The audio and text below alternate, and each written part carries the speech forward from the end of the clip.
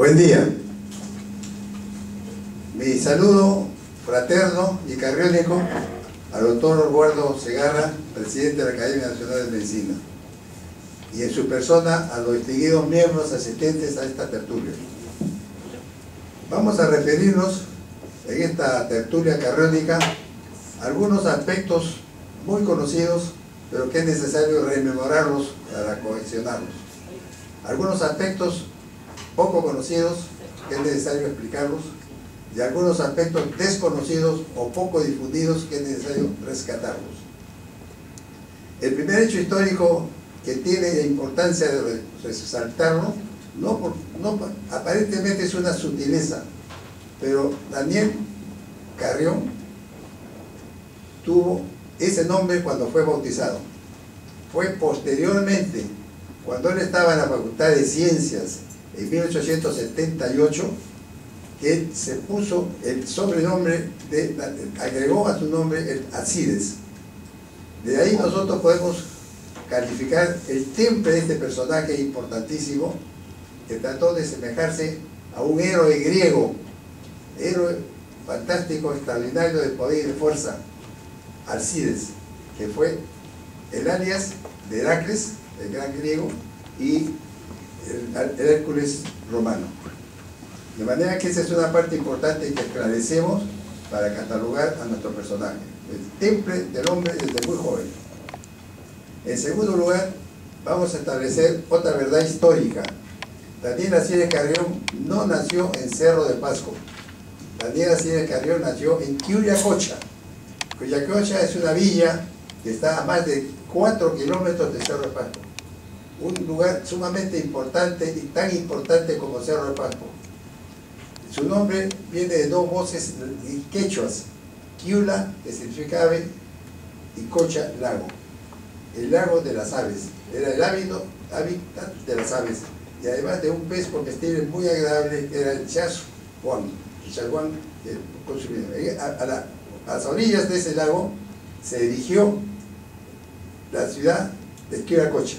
Ciudad muy importante porque allí se establecían las haciendas, donde estaban los ingenios, donde se molía el material de los yacimientos, de los ricos yacimientos de Cerro de Pasco, que iban a Quillacocha, y se establecían centros importantes como el Quillacocha, el Sagrada Familia, el Ocoroyoc y el Yuri Pacha. Son centros importantísimos de gran producción de material. El mineral se convertía en metal por amargamiento con el mercurio y se daba una riqueza extraordinaria. En ese sitio ocurrieron dos hechos extraordinarios. De un lado, de un distrito de Cargo-Mayo, que está muy cerca a Pasco, limitando con Pasco, había una pareja constituida por Apolinario Carrión Vega y por doña María Navarro. Esta pareja eran especialistas en la orfebrería artesanal. Ellos, para lograr el insumo, el material para su trabajo, se mudaron a Cerro de Pasco y de ahí pasaron a Quillacocha. En Quillacocha establecieron un hogar y tuvieron 4 hijos: Alejandrina, Marco, Rosa y María Dolores, que es nuestro personaje. María Dolores nació el 14 de abril de 1840, por un lado. De otro lado, del Ecuador, vino un personaje importante también, el doctor Baltasar Carrión Torres.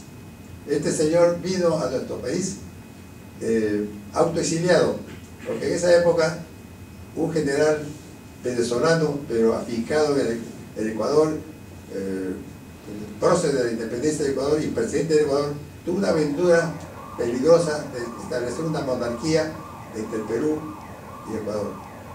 Entonces el doctor Carrión, perseguidor y lejano pariente del general Flores, tuvo que salir de su país y asilarse en el Perú.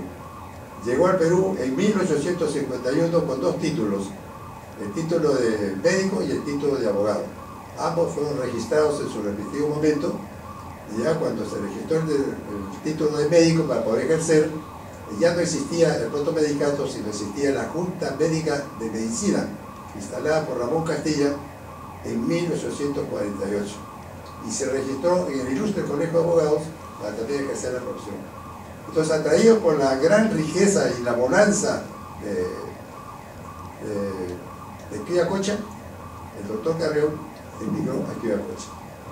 Allí se juntaron estos dos personajes, doña María y el doctor Baltasar Carrión, nacido el 11 de enero de 1814. Saquen la cuenta de la diferencia, 17 contra 42 años. Establecieron una amistad más o menos llevadera, y de un encuentro poco sentimental, de un abrazo sin amor, nació Daniel Carrión el 13 de agosto de 1857. En estas circunstancias tenemos solucionado este primer problema histórico que hemos rememorado para cuestionarlo. Hay dos hechos fundamentales que quiero recordar como cosas históricas y reales. Dos hechos fundamentales cuando Carrión es mencionado como héroe castrense y Carrión es héroe civil. Carrión como héroe castrense figura desde 1880, cuando estaba en primer año de medicina. Ustedes recuerdan perfectamente que cuando Chile declaró la guerra a Perú el 5 de abril de 1879, se produjo la gran campaña del mar con la inmolación de Grau en Punta Gamos el 8 de octubre de 1879 y el bloqueo de todo el litoral peruano, y después vino los reveses de tierra que culminaron con la inmolación, con la efímera victoria de Tarapacá. Vino con la epopeya de Arica, donde se inmoló nuestro ínclito Francisco Bolognesi el 7 de julio de 1880. En esa oportunidad, la tropa invasora tuvo como mira la capital. Y allí es donde se produce un decreto supremo del 17 de junio de 1880, en que el dictador Nicolás de Piérola convoca a una reunión de los peruanos de 16 y 60 años para constituir el ejército de reserva. Hay un libro maravilloso que se llama La Gesta de Lima, 1881, 13, 15 de enero 1971, a los 100 años. En ese libro hay datos importantísimos. Figura, por ejemplo, que el 3 de diciembre de 1880, siendo Carrión un estudiante de primer año de medicina, se alistó en el ejército de reserva en Lima, y posiblemente estuvo acuartelado cuando la Universidad de San Marcos era un sitio de acuartelamiento, o en Santa Catalina o en el Real Felipe. Pero la prueba es que estuvo alistado en el ejército de reserva. Hay otra prueba importantísima en que figura Carrión alistado en el ejército de reserva. Es una fotografía, una composición fotográfica donde aparece al centro la fotografía del coronel temporal, así se llamaba a las personas de no instrucción castrense, pero personas importantes a quienes se les daba el mando de organizar y financiar los batallones. El coronel Fernando Fernández era el primer jefe del batallón 23 de diciembre y está rodeado por toda su plana mayor. Y ahí figura Carrión con el grado de subteniente temporal y con el encargo de abanderado. ¿Cuál fue la actuación de Carrión? San Juan de Miraflores. San Juan fue la primera línea que estableció Nicolás de Piérola para defender la defensa de Lima.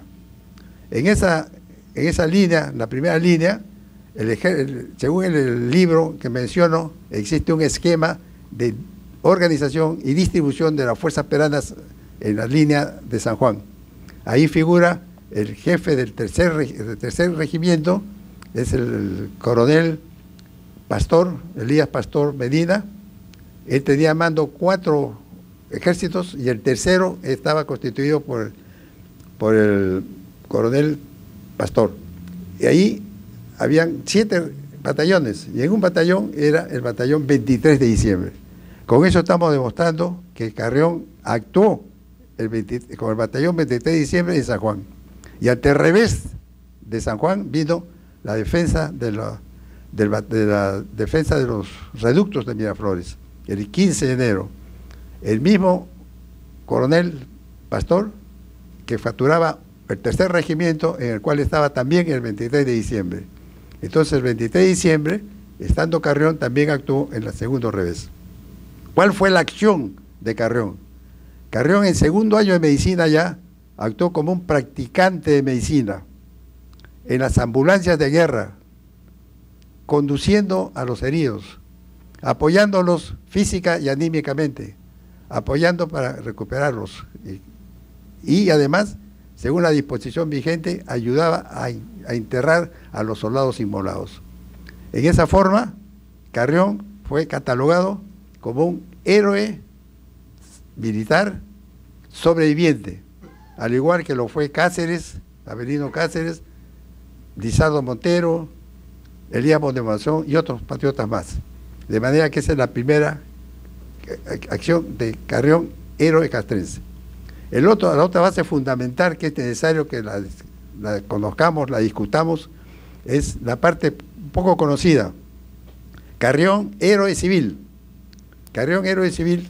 Recuerden ustedes que desde tiempos inmemoriales ha existido y existe en los Andes, en las villas andinas, en la vertiente occidental de los Andes centrales, sobre todo en Ancash, en La Libertad y en Lima, dos procesos que en el imaginario presente saben cuáles son los dos procesos, pero que vamos a seguir la secuencia cronológica para ir describiéndolos. Estos procesos eran oriundos, se consideraban oriundos del Perú y se presentaban en una altura entre 800 y 2000 metros sobre el nivel del mar, o sea, en la yunga andina. Por supuesto que esa ubicación, esa extensión primitiva se fue extendiendo en el tiempo y con las transformaciones atmosféricas, climatológicas y de otro orden. Entonces fueron migrando y estos procesos se presentaron en la región Chala, por debajo de los 800 metros, y se presentó en la región Quechua, por encima de los 3000 metros, y fue en la región Rupa, en las cejas de selva. En esta forma va evolucionando este proceso y además tenía otras características. Para que estos procesos se presenten, era necesario que hubiera un ambiente, un sistema ecológico, telúrico adecuado para que se produjera la reproducción del agente vector que producía las enfermedades, que ahora sabemos quién es con toda certeza.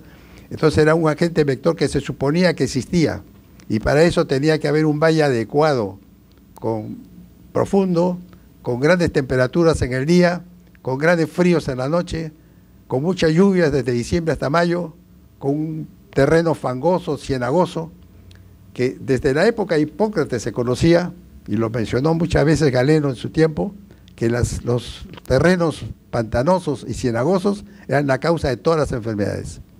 Y el otro factor importante que existía en esas comarcas era la presencia del hombre, el hombre portador y el hombre receptor. En estas circunstancias aparece indefectiblemente Carrión. ¿Por qué? Porque después este proceso, el primer proceso fue catalogado completamente porque se caracterizaba por la aparición de tumores pequeños, grandes, con grandes deformaciones del cuerpo del individuo, que podían ser locales o difusos, de aparición un poco tardía y de duración no conocida, pero felizmente curables y de buen pronóstico. Y el otro proceso sí fue un proceso, y este primer proceso fue conocido y llamado desde la época preincaica, llamada Quepos, Cirqui y Ticti, y que después en 1858 el doctor Tomás Salazar, en una gran exposición sobre la verruga, le llamó verruga andícola. Así las cosas, aparece el otro proceso. El otro proceso es un proceso de una epidemia accidental de gran morbilidad, de gran mortalidad, pero no identificado y siempre confundido con muchos procesos que se originaban en la zona, con una malaria grave, con una serie de infecciones que podían suceder. Pero aquí viene lo importante, que este segundo proceso, por primera vez en la historia, fue ubicado y establecido y reconocido cuando se construía el ferrocarril central. Es imposible que nosotros podamos desligar a Carrión del ferrocarril central. Son un hecho y una persona completamente unidos en todo momento. Los 15 últimos años de Carrión tienen que ver con el ferrocarril central. El ferrocarril central era una ilusión de mucho tiempo. Este ferrocarril central tiene dos partes. La primera parte, que se construyó del Callao a Lima y terminó en la estación de Monserrate, en el cuartel primero en el cercado de Lima, y fue inaugurado en los últimos días del gobierno de Ramón Castilla, el 5 de abril de 1851. Castilla terminaba el 20 de abril de 1851. Pasaron mucho tiempo, entonces vino la otra parte de la construcción del ferrocarril central, donde tiene gran actuación Carrión. Esa segunda parte se inauguró solemnemente, con gran pompa, con un almuerzo y con una medalla conmemorativa, el 2 de enero de 1870, en la época de José Balta, el comienzo del gobierno de José Balta. Esa ruta, ese ferrocarril central, que lo negoció de una manera un poco sospechosa don Enrique Meix, lo dirigió el inteligentísimo ingeniero polaco, especialista en caminos y carreteras, Ernesto Malinowski. Él siguió el camino por toda la ruta del Rímac, pero llegó un momento en que se encontró con una topografía tremendamente escabrosa, con un valle profundo, con escarpes casi verticales, y que era imposible transitar por ese lado. Recuerden ustedes que el perfil andino nos da impresionantes registros de accidentes topográficos extraordinarios, productos de la originalidad de los vientos, de las erosiones, de las aguas. Y desde la parte más alta de los glaciales bajan los ríos surcando sus cursos y van produciendo quebradas, hondanadas y cañones geológicos que van. Unos son surcos muy hermosos, muy serenos, y otros son tremendamente estrepitosos, dañinos y destructores. En ese momento viene la actuación de que cuando Malinowski llegó al kilómetro 76 en Cocachaca, cerca de San Bartolomé, encontró eso. Encontró una hondanada, una quebrada, un cañón profundo, y que tenía todas las características de lo que hace un momento yo dije: lluviosos, pantanosos, calurosos y fríos. Y además hubo una cosa mucho más importante: hubo una explosión demográfica para completar el segundo elemento para que se propague una infección. Esa explosión demográfica estuvo constituida por la gran cantidad de trabajadores especializados en ferrocarriles que envió Meix, por los desertores de las naves que llegaban al puerto del Callao, que ya estaba liberado, por los culís que vinieron importados de Macao para la agricultura, pero se utilizaron también en el ferrocarril, y por los nativos. Aquí hay que hacer una cosa muy importante. Todo ese conjunto multiétnico y multilingüístico no tenía un moderador biológico que actuara sobre el proceso inmunológico. Venían vírgenes de una enfermedad que era desconocida en el mundo y que era oriundo del Perú. Y ahí se produjo una epidemia tremendamente grande.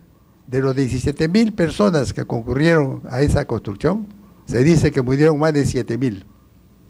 Entonces eso concitó la atención del Perú y del mundo. Y entre los trabajadores, entre los investigadores, hubo uno que era el doctor Nicanor Pancorbo, que en 1873 denominó a ese proceso como fiebre, de una manera arbitraria e ilógica, lo denominó fiebre de la Oroya, porque jamás se presentó, ni se presentaría, ni se va a presentar la Oroya a 4.000 metros sobre el nivel del mar. Bien, así las cosas. Tenemos que a finales del siglo XIX habían dos procesos patológicos que concitaban enigmáticos procesos patológicos que concitaban la atención de los propios y extraños. Y en ese momento es que aparece la figura prodigiosa y privilegiada de Carrión. No voy a ocuparme del escenario infantil de Carrión, sino voy a ocuparme de 3 procesos históricos muy interesantes que lo pintan perfectamente a Carrión en lo que él fue y es y será siempre. Esos 3 procesos son, en primer lugar, de 1873 hasta 1876, en que él hizo su época escolar. Entonces tenía que viajar a Lima, en sus vacaciones, a viajar a Lima para seguir la instrucción secundaria que no había en su tierra. En ese tiempo viajaba en sus épocas vacacionales, de diciembre a marzo. Y en esa época llegaban las noticias de lo que sucedía en 1871, 72 y 73 en la construcción del ferrocarril central hasta Surco, al kilómetro 96 a 2000 metros sobre el nivel del mar. Iba concibiendo en su poca edad, pero él tenía una saga muy importante. Él era nieto de un médico ecuatoriano de Loja, el doctor Carrión Riofrío, y era hijo del doctor Baltasar Carrión. De manera que en su saga llevaba mucho este factor genético que le daba la intención y el interés de preocuparse por un enigma paradigmático de su país que diezmaba a la población anteandina. Ese es el primer periodo importante que hay que tener en cuenta. En segundo lugar, cuando él pasó, en su afán de ser médico, porque así lo jalaba su genis, pasó a la Facultad de Ciencias, la Universidad de San Marcos. Debo hacer una explicación con manera de recuerdo. Cuando Carrión estudió en el colegio Nuestra Señora de Guadalupe, no estaba en la avenida Alfonso Ugarte. El colegio de Guadalupe estaba en una esquina, en lo que es ahora la avenida Bancay con la calle Chacarilla. En esa esquina, que era la parte posterior del Ministerio de Educación, ahí funcionaba el colegio de Guadalupe. Ahí estudió Carrión. Y en la cuando entró a la Facultad de Ciencias, Biológicas, Físicas y Matemáticas, así se llamaba, en la sección de Ciencias Naturales, él estudió en el Parque Universitario, en lo que es ahora la Casona de San Marcos, el Centro Cultural Sanmarquino. Ahí adquirió, del 76 al 79, adquirió conocimientos más claros, más explícitos científicos, y ya su simple obsesión lo convirtió en un observador más claro. Y en el tercer periodo en que actúa, en los 15 años de Carrión, estos últimos 15 años de Carrión, está de 1880 hasta 1881, sobre todo en los 3 últimos años. En esa oportunidad, Carrión tuvo la oportunidad de viajar, porque el ferrocarril central llegaba hasta Chicla. Entonces él tuvo la oportunidad de viajar por el centro, a partir de Tarba, llegar a Chicla y recorrer todos los sitios amagados y efectuados de los problemas que nos ocupa. Además visitó el hospital HOP, que es Esperanza, donde la empresa constructora construyó un hospital para albergar a los enfermos. Revisó las historias clínicas y él se afanó mucho por hacer sus propias historias clínicas que fue fabricando desde entonces. Y esto dio motivo para que Carrión escribiera un opúsculo que llamó Apuntes sobre la verruga, un documento histórico de gran importancia para la época y de mucho valor para ahora, para todos los investigadores. Y en esa época, Carrión iba paralelo al proceso de la construcción del ferrocarril central y tuvo un aporte cultural que propició mucho la determinación de Carrión. Estaba en boga la doctrina de Augusto Comte, el positivismo, aquel principio que decía que solamente los hechos reales se verifican cuando son reproducidos y experimentados. Teníamos también lo que quedaba de la ilustración, cuando en ese momento se hubo una transformación y una modificación del hombre y el mundo en todos sus aspectos, y la razón, la diosa razón, imperaba, ya que solamente con la experimentación se pueden verificar los hechos, desechando los dogmas de la fe. Además, el padre de la investigación, Bernard, establecía claramente en sus experimentos que solo la experimentación podía ser la verificación de lo que se suponía hipótesis para ser una realidad. El naturista francés Cuvier también dejó una trascendencia muy clara. Dijo, para conocer al hombre hay que conocer al hombre. Muy bien. Todo este acervo, más que en esa época, en 1883, ya los puertos del litoral peruano estaban desbloqueados porque con el nefasto tratado del 30 de octubre de 1883 se fueron los chilenos y desbloquearon los puertos. Entonces llegó una cantidad enorme de información, mucha información, sobre todo de Europa, y en el aspecto científico y en el aspecto médico llegaron cosas muy concretas. Decían que todas las enfermedades tienen las enfermedades infecciosas tienen un microorganismo que las genera, y ahí ya se iba despejando poco a poco lo que se decía de las aguas, que había unos puquiales contagiosos, de la putrefacción de las sustancias orgánicas, de los aires mefísticos y sulfídicos, todo eso se fue despejando. Entonces, Carrión llega a ese momento y tiene una decisión. En ese momento hay una cosa crucial muy importante.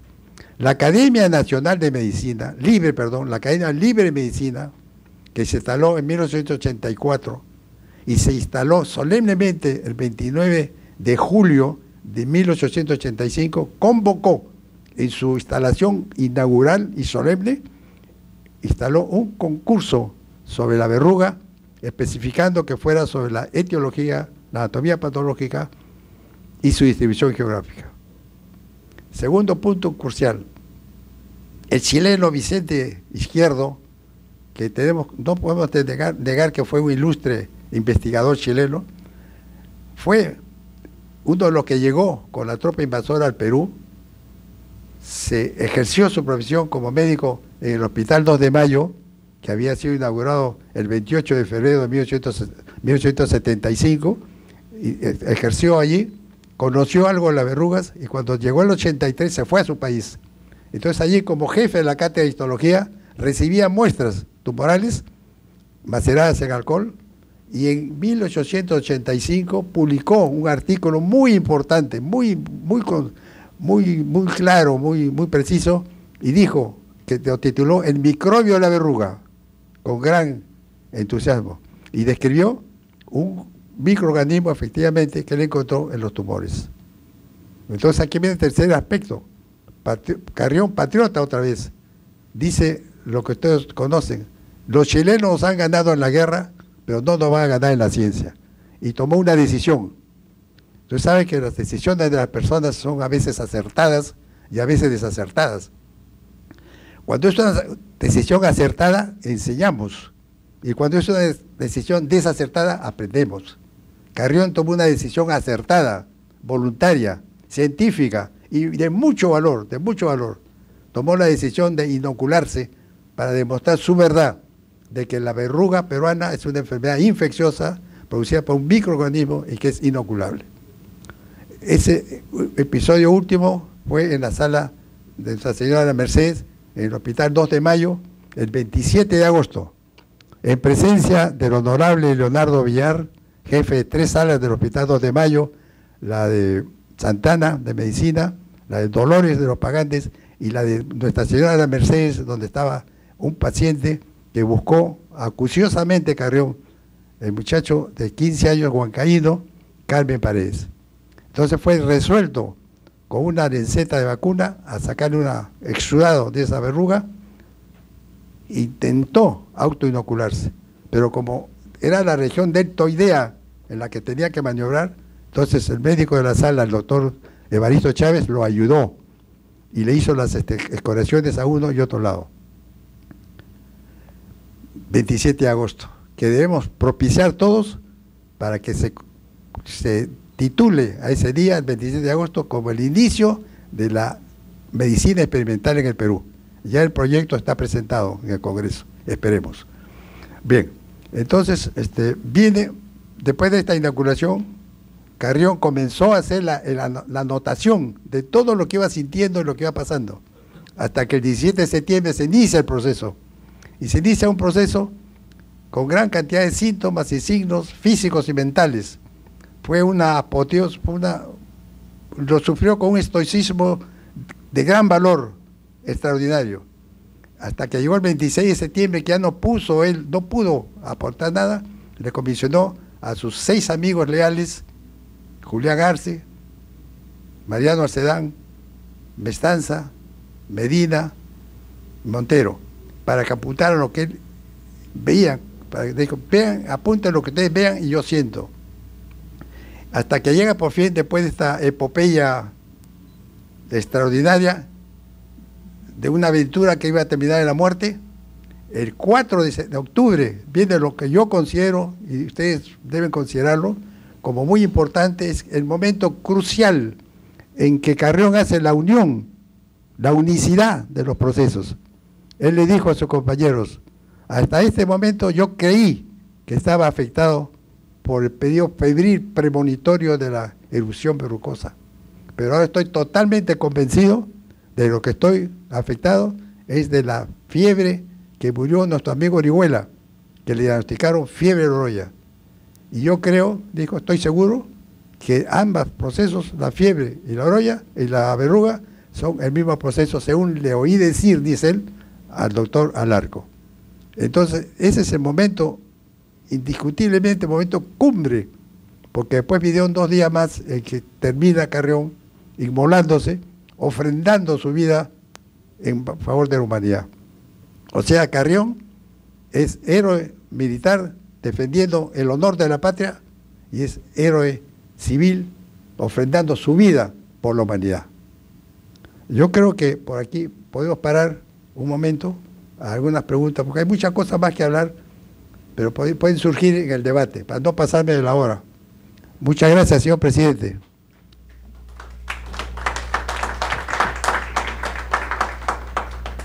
Muchas gracias, doctor delegado Matallana.